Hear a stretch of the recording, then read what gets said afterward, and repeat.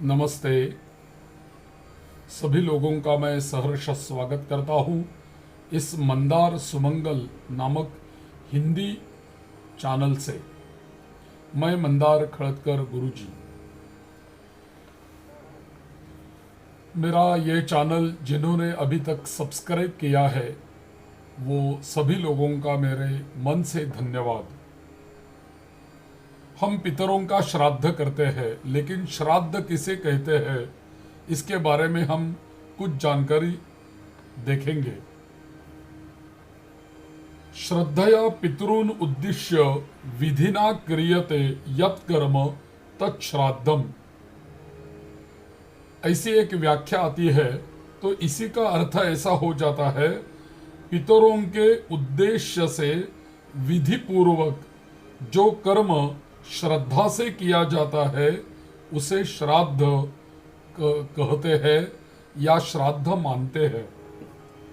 तो श्रद्धा से ही श्राद्ध शब्द की निष्पत्ति हो जाती है।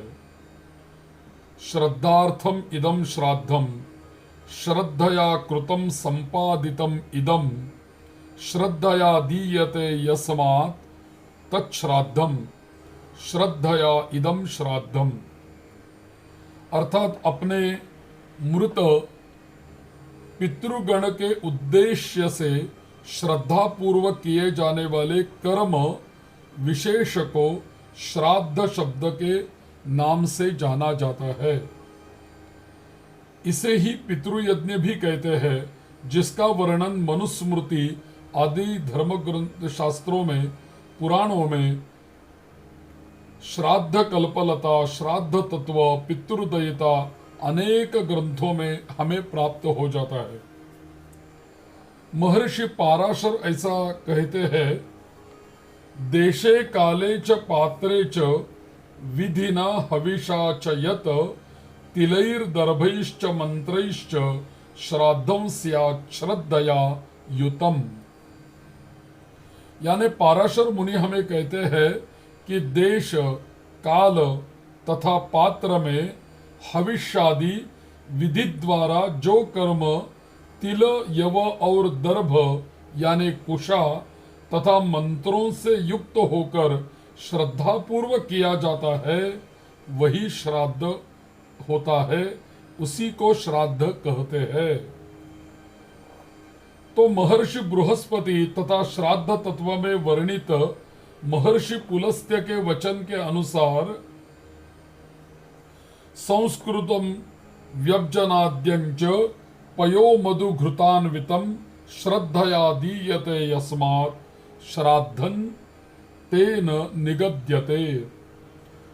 यानी जिस कर्म विशेष में दुग्ध, घृत और मधु से युक्त सुसंस्कृत अच्छी प्रकार से पकाए हुए उत्तम व्यंजन को श्रद्धा पूर्वक पितृगण के उद्देश्य से ब्राह्मण आदि को प्रदान किया जाता है उसे श्राद्ध कहते हैं। इसी प्रकार ब्रह्म पुराण में भी श्राद्ध का लक्षण किया है। देशे काले च पात्रे च श्रद्धया विधिना च यत् पितृनुद्दिश्य विप्रेभ्यो दत्तम श्राद्ध मुदाहृतम। देश, काल और पात्र में विधि पूर्वक श्रद्धा से पितरों के उद्देश्य से जो ब्राह्मणों को दिया जाता है उसे श्राद्ध कहते हैं। तो श्राद्ध की व्याख्या ऐसी आई है और श्राद्ध कर्ता का भी कल्याण हो जाता है। जो प्राणी विधि पूर्वक शांत मन होकर श्राद्ध करता है वह सभी पापों से रहित होकर मुक्ति को प्राप्त होता है तथा फिर संसार चक्र में नहीं आता। योनेन विधिना श्राद्धम कुर्याद वै शांत मानसः व्यपत कलमशो नित्यं याति नावर्तते पुनः। ऐसा कूर्म पुराण में यह श्लोक मिलता है। अतः सभी मानवों को पितृगुणों की संतुष्टि के कारण तथा अपने कल्याण के लिए भी श्राद्ध करना आवश्यक होता है। इस संसार में श्राद्ध करने वाले के लिए श्राद्ध से श्रेष्ठ अन्य कोई कल्याणकारक उपाय नहीं होता। इस तथ्य की पुष्टि महर्षि सुमंतु द्वारा भी की गई है। श्राद्धात् परतरं नान्यत् श्रेयस्करम् उदाहृतम् तस्मात् सर्व प्रयत्नेन श्राद्धं कुर्यात् विचक्षणः। अर्थात इस जगत में श्राद्ध से श्रेष्ठ अन्य कोई कल्याणप्रद उपाय नहीं है, अतः बुद्धिमान मनुष्य को यत्न पूर्वक श्राद्ध करना ही चाहिए। इतना ही नहीं, श्राद्ध अपने अनुष्ठाता की आयु को बढ़ा देता है, पुत्र प्रदान कर कुल परंपरा को अक्षुण्ण रखता है, धन धान्य का अंबार लगा देता है, शरीर में बल पौरुष का संचार करता है, पुष्टि प्रदान करता है और यश का विस्तार करते हुए सभी प्रकार के सुख प्रदान करता है।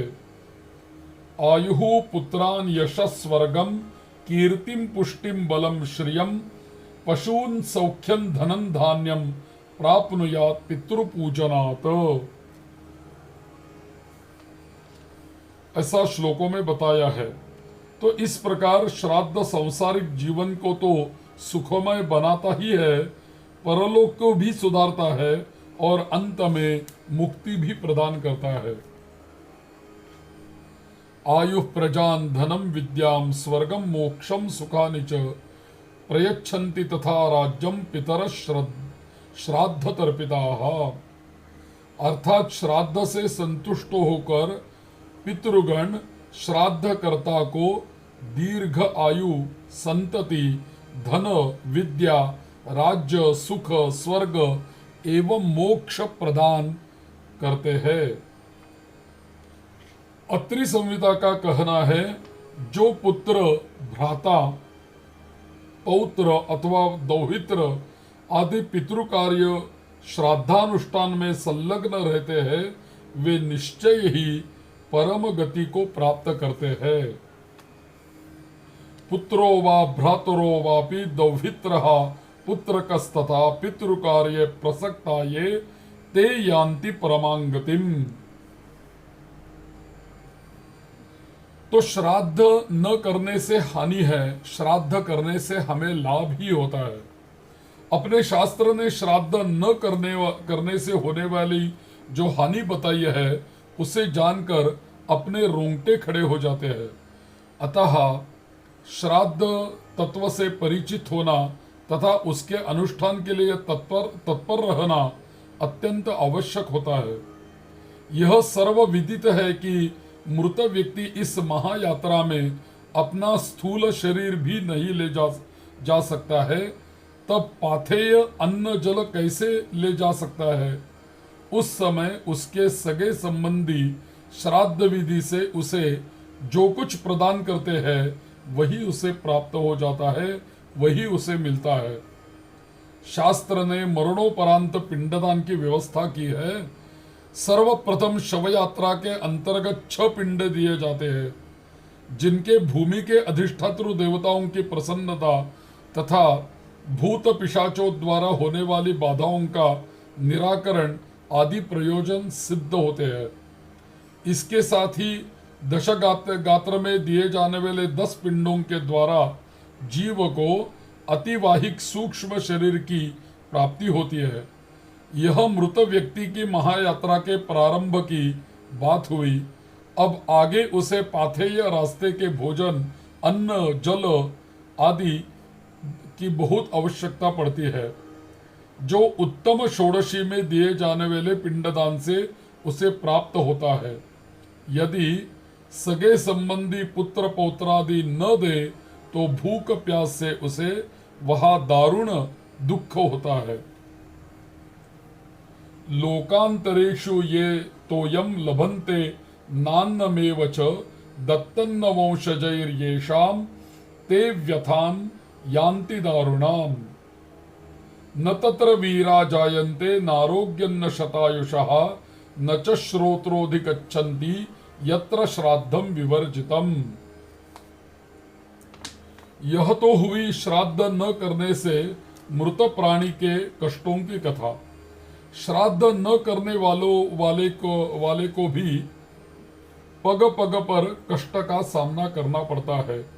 मृत पर प्राणी बाध्य होकर श्राद्ध न करने वाले अपने सगे संबंधियों का रक्त चूसने लगता है। श्राद्धन्न कुरुते मोहात तस्य रक्तम पिबन्ति ते, और पितरस्तस्य शापन दत्वा प्रयान्ति च, साथ ही साथ वे शाप भी देते हैं। फिर इस अभिशप्त परिवार को जीवन भर कष्ट ही कष्ट झेलना पड़ता है। उस परिवार में पुत्र नहीं उत्पन्न होता, कोई निरोगी नहीं रहता, लंबी आयु नहीं होती, किसी तरह कल्याण नहीं प्राप्त होता और मरने के बाद नरक भी जाना पड़ता है। न श्रेयोधिगच्छति यत्र श्राद्धम विवर्जितम, श्राद्धमेतन्न कुर्बाणो नरकम प्रतिपद्यते। देव पितृकार्याभ्याम न प्रमदितव्यम, ऐसा उपनिषदों ने भी बताया है। अर्थात देवता तथा पितरों के कार्यों में मनुष्य को कदापि प्रमाद नहीं करना चाहिए, प्रमाद से प्रत्यवाय हो जाता है। इसीलिए श्राद्ध की महत्ता हमारे यहाँ बताई गई है। इसी श्राद्ध के बारे में हम इस वीडियो के द्वारा जानकारी लेते रहेंगे। ऐसे ही मेरे इस चैनल को जुड़े रहे। मेरा चैनल यदि आपने सब्सक्राइब नहीं किया हो तो ज़रूर सब्सक्राइब करें, और यदि वीडियो आपको पसंद आ जाए तो इतर जनों को ज़रूर शेयर करें। पितृभ्यो नमः।